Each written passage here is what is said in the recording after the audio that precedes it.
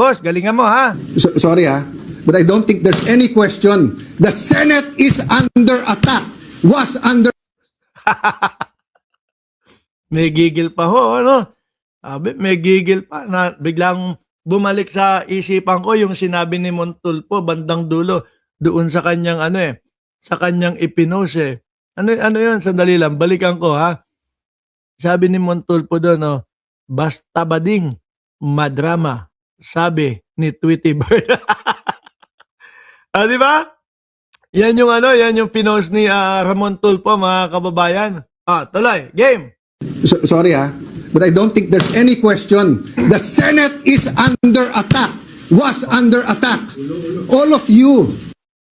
Brad, ang hindi nga namin maintindihan eh.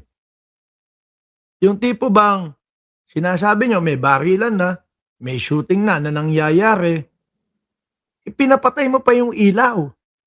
Imbes na kailangan maliwanag, kitang-kita mo yung lahat ng mga dadaanan, alam mo kung saan yung lulusutan, saan yung pupuntahan, hindi mo pa din naibigay yung 10,000 na pangako mo sa bawat pamilya. Ay, sorry. Naiba. Mali. No? Salungat yung sinasabi nitong mga ito eh. Kasi ang magiging reaction natin, mga kababayan, may mga pangyayaring insidenteng gano'n na may mga barilan. Di ba? May mga barilan.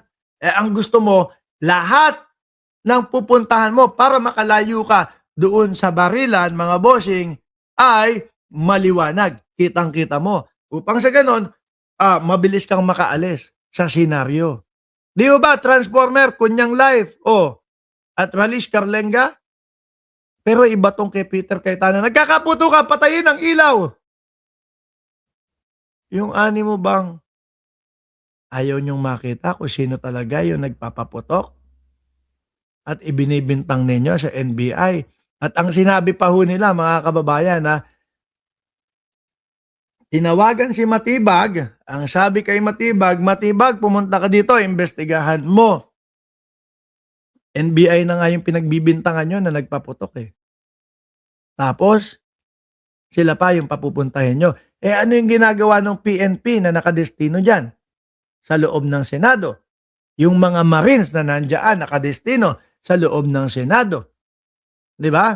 Ngayon, syempre, papasok sa utak ko, mga kababayan, at i-share ko sa inyo, hindi kaya gusto nila na i-frame up yung NBI.